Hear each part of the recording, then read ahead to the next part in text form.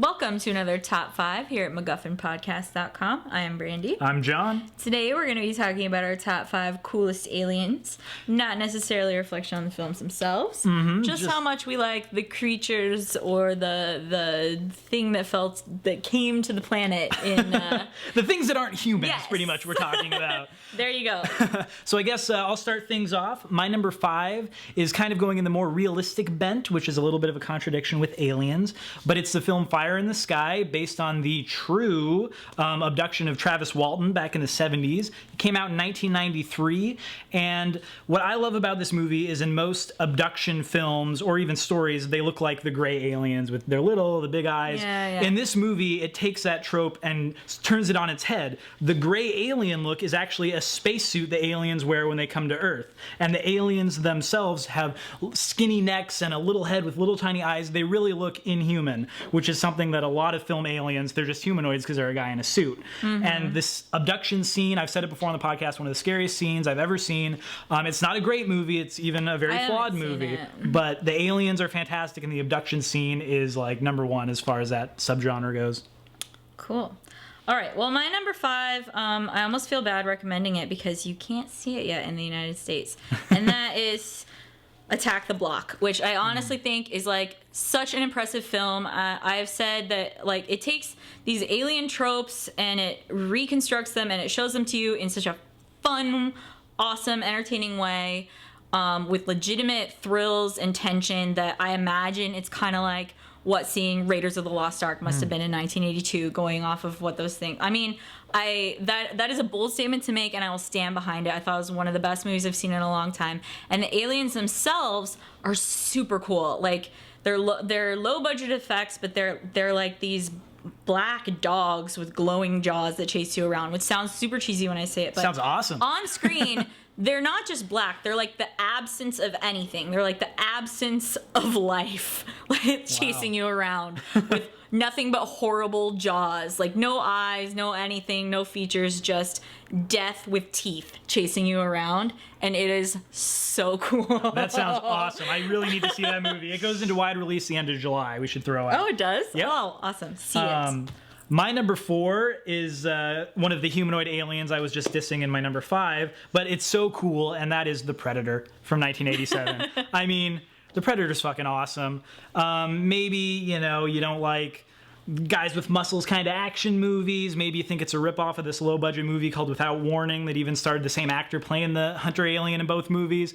But no matter what, the Predator is a badass. All of its weaponry, the design of it with the mandibles, like that's just this weird, otherworldly thing that even though it is a guy in a suit, it's awesome. And I've never seen another movie where you think anyone's going to give Schwarzenegger a run for his money. Like I would say the fight between him and the Predator is even like...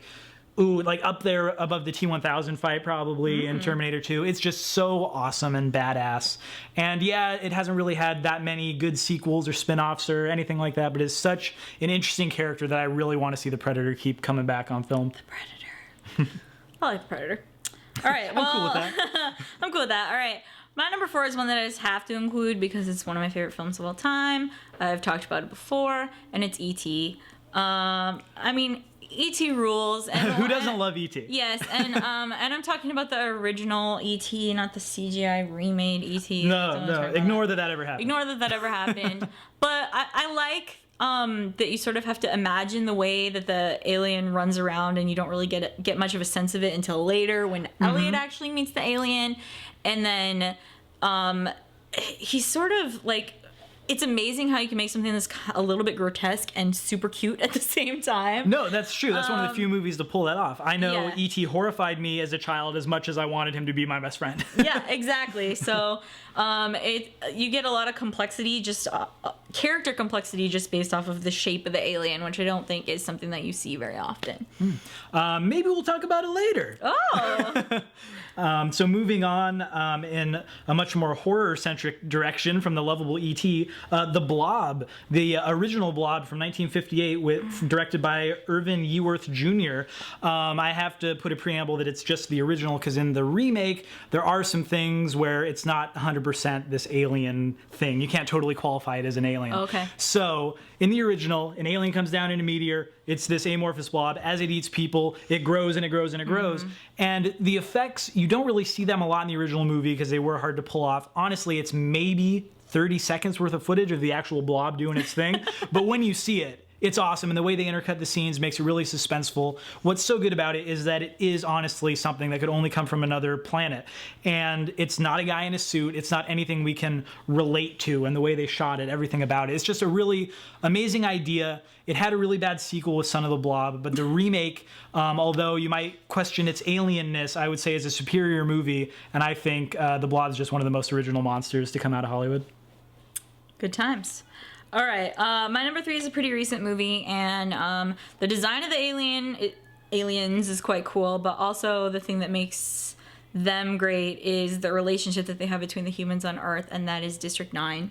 Okay, yeah. 2009, the prawns, as they call them. I was pretty blown away when I saw this movie because of the effects, and then also because the way you don't see a lot of movies that let aliens have like a family structure or any sort of society within themselves while they're interacting with humans. And if you ever do, it's always like, okay, we've gone to your planet and we think the way you do things is so fucked up.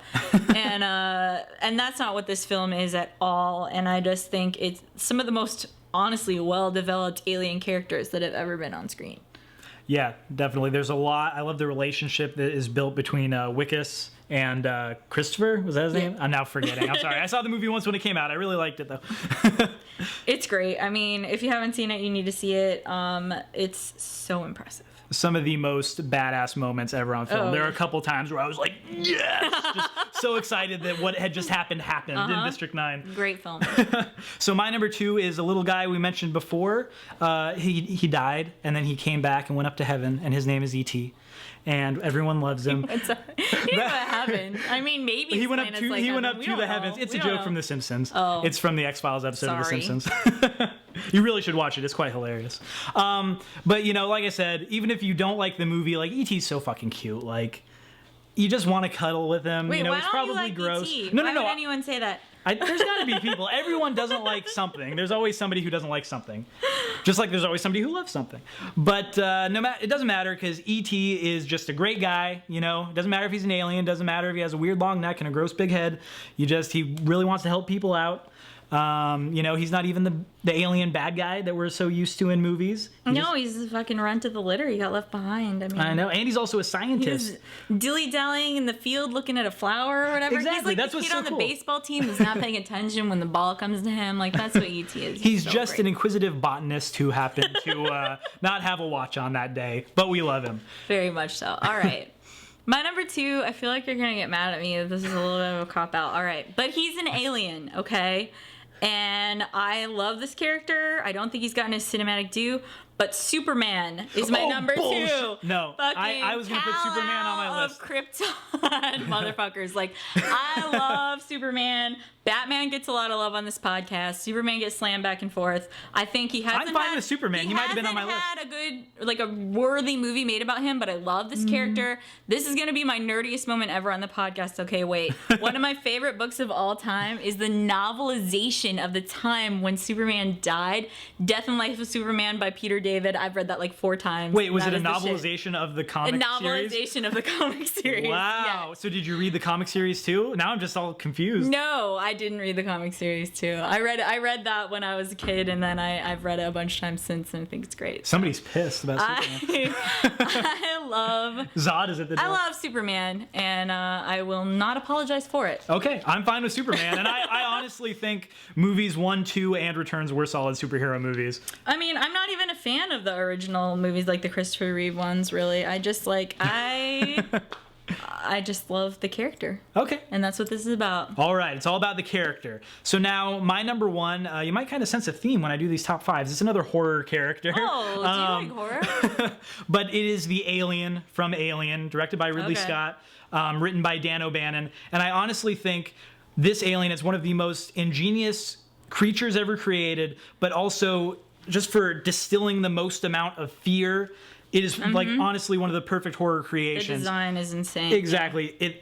It is a guy in a suit, but the way that it's shot, the way that it's designed, you never see it as a guy in a suit. The life cycle is really unique and interesting. One thing that's so good about it is that by giving it acid blood, it's not just some cool thing. It honestly makes it so the characters are that much more fucked. That first moment when they figure it out, and they're just like, how far is it going to go? And they try to figure it out. Like, you can see all of them instantly turn on, like, panic scientist brain. Yeah. And they don't have to, like, explain why this is so terrible to the audience. It's just, we're going to run and see what happens. Exactly. And it makes it so that you can't just get a big gun and blow it up. Like, they honestly, they have to try to outsmart this thing that it's thinking. It's got acid blood. It's got a fucking freaky little mouth. It's just awesome.